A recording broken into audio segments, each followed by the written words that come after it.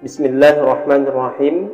Assalamualaikum warahmatullahi wabarakatuh. Alhamdulillahi rabbil alamin. Wassalatu wassalamu ala ashrafil anbiya wal mursalin Muhammadin wa ala alihi wa sahbihi rasulillahi ajma'in wa man tabi'ahum bi ihsanin ila yaumiddin.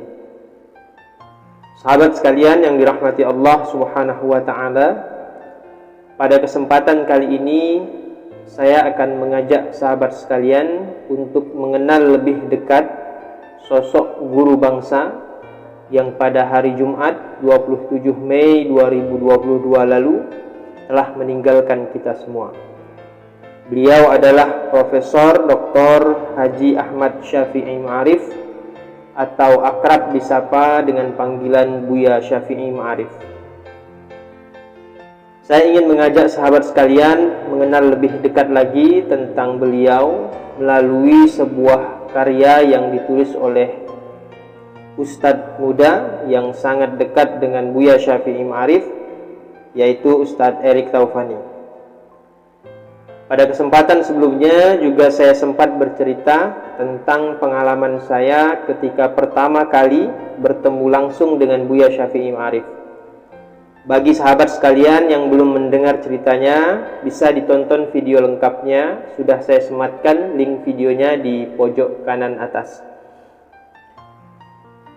Sahabat sekalian yang dirahmati Allah Subhanahu wa ta'ala, pada hari milad Buya Syafi'i Ma'arif yang ke-85, tepatnya pada 31 Mei 2020, 2 tahun yang lalu, menjadi hari milad yang spesial bagi Ustadz Erik. Sebab pada milad Buya Syafi'i Ma'arif yang ke-85 itu, Ustadz Erik dapat mempersembahkan sebuah karya penting berupa buku yang merekam jejak-jejak Buya Syafi'i Ma'arif yang luput dari perhatian banyak orang, termasuk media-media. Buku tersebut ditulis oleh Ustadz Erik dan diberi judul Mozaik Keteladanan Buya Syafi'i Ma'arif, Kesaksian Hidup Bersama Guru Bangsa. Bertepatan dengan hari milad Buya Syafi'i yang ke-85 itu, buku tersebut di-launching. Saya sendiri hadir menyaksikan acara launching buku itu melalui Zoom meeting. Buya Syafi'i juga turut hadir dalam acara tersebut dan diminta oleh moderator untuk menyampaikan sambutannya. Sahabat sekalian yang dirahmati Allah Subhanahu wa ta'ala, setelah selesai membaca buku karya Ustadz Erik itu, menurut saya ada banyak hal yang dapat kita teladani dari sosok Buya Syafi'i Ma'arif. Di antaranya yang dapat saya kemukakan dalam kesempatan ini adalah pertama, tentang persahabatan.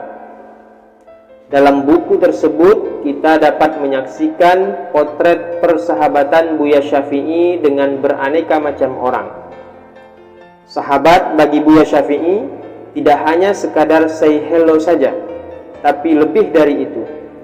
Sebagai seorang sahabat, kita dituntut untuk saling menyayangi, saling mengasihi, saling memberi perhatian, saling melengkapi, dan saling mendoakan.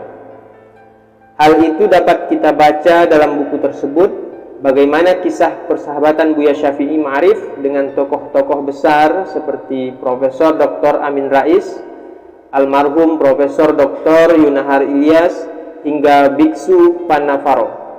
Semuanya dipotret secara ciamik oleh Ustadz Erik dalam karyanya tersebut. Dalam buku tersebut kita dicontohkan Buya Syafi'i Ma'arif bagaimana cara bersahabat itu. Setiap kita boleh berbeda, tapi jangan sampai perbedaan itu menjadi penghalang untuk menjalin persahabatan. Menurut Buya Syafi'i Ma'arif, keharmonisan persahabatan itu harus dikemas dalam formulasi berbeda dalam persaudaraan dan persaudaraan dalam perbedaan. Sahabat sekalian yang dirahmati Allah Subhanahu wa ta'ala, kemudian yang kedua, tentang kesederhanaan. Dalam buku tersebut banyak kisah-kisah yang dipotret terkait dengan kesederhanaan Buya Syafi'i Ma'arif. Kesederhanaan Buya Syafi'i dapat kita lihat dari cara berpakaiannya dan juga dari gaya hidupnya. Buya Syafi'i tidak sungkan untuk menggunakan motor, bahkan bersepeda sendirian saat ke apotek membeli obat dan lain-lain. Soal makan pun demikian. Tokoh besar seperti Buya Syafi'i juga tidak sungkan menikmati makan meskipun hanya di angkringan pinggir jalan. Nah, inilah diantara potret kesederhanaan Buya Syafi'i Ma'arif yang direkam oleh Ustadz Erik dalam bukunya tersebut. Kemudian yang ketiga, tentang kemandirian. Diceritakan oleh Ustadz Erik dalam bukunya bahwa Buya Syafi'i merupakan sosok yang tidak senang merepotkan orang lain. Di rumahnya, Buya Syafi'i sudah terbiasa mengerjakan sendiri pekerjaan rumah. Misalnya mencuci pakaiannya, menyapu halaman rumah, dan lain-lain. Terkait dengan pekerjaan rumah itu, Ustadz Erik pernah nyeletuk, kenapa Buya mencuci pakaian sendiri? Kan bisa saja mempekerjakan orang untuk membantu pekerjaan rumah tangga, mengingat usia Buya sekaligus kesibukannya yang bukan main. Apa jawab Buya Syafi'i? Dengan tegas, lugas, dan di luar dugaan, Buya Syafi'i menjawab, badan itu jangan dimanjakan. Tidak hanya itu saja, bahkan saat sakit pun Buya Syafi'i masih enggan merepotkan orang lain. Kemudian yang keempat, tentang kedisiplinan. Ustadz Erik menuturkan bahwa Buya Syafi'i adalah sosok yang disiplin, konsekuen, dan konsisten. Buya Syafi'i sangat disiplin dalam hal waktu, terutama dalam menjaga waktu-waktu sholat. Dalam keadaan apapun, Buya Syafi'i selalu berusaha sholat tepat pada waktunya. Tidak kira dimanapun tempatnya dan apapun kesibukannya. Jika sudah masuk waktu sholat, maka Buya Syafi'i bergegas untuk menunaikan sholat. Sholat nomor 1 bagi Buya Syafi'i Ma'arif. Tentang disiplin sholat ini, Ustadz Erik menulis dalam bukunya, Buya di banyak kebersamaanku dengannya, kerap kali memberi contoh tentang salat tepat pada waktunya. Saat dalam perjalanan, rapat, dan acara-acara seminar, prinsip ketepatan waktu salat ia genggam erat-erat. Ustadz Erik bercerita pada suatu ketika saat melakukan perjalanan ke Solo menggunakan kereta api Prambanan Express. Saat azan zuhur terdengar sayup-sayup, sambil duduk Buya Syafi'i menunaikan salat.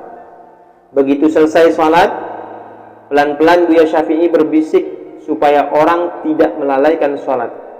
Pada hakikatnya, orang yang sholat adalah mereka yang semestinya mendapatkan kemenangan sebagaimana yang tersirat di dalam lafal azan. Sahabat sekalian yang dirahmati Allah Subhanahu wa ta'ala, kemudian yang kelima, tentang lapang dada. Buya Syafi'i Ma'arif adalah sosok yang lapang dada. Buya Syafi'i seringkali mendapatkan stigma negatif dari sekelompok kecil orang. Bahkan, Buya Syafi'i kadangkala dicaci dan difitnah di media sosial oleh pihak-pihak yang tidak bertanggung jawab.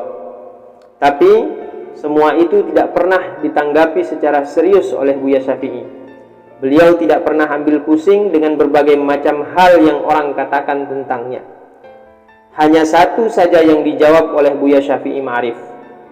Sudahlah, biarkan saja. Sahabat sekalian yang dirahmati Allah Subhanahu wa ta'ala, itulah sedikit di antara keteladanan hidup Buya Syafi'i Ma'arif yang dapat saya kemukakan setelah membaca buku karya Ustadz Erik Taufani tersebut. Mudah-mudahan yang sedikit ini dapat menjadi inspirasi dan teladan bagi kita dalam melakoni drama kehidupan di panggung dunia ini. Billahi fi sabilil haq fastabiqul khairat. Wassalamualaikum warahmatullahi wabarakatuh.